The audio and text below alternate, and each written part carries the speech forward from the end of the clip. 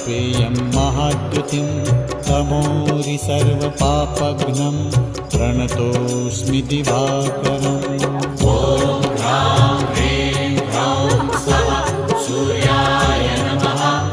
ॐ ह्रां ह्रीं ह्रौं स्वः सूर्याय नमः।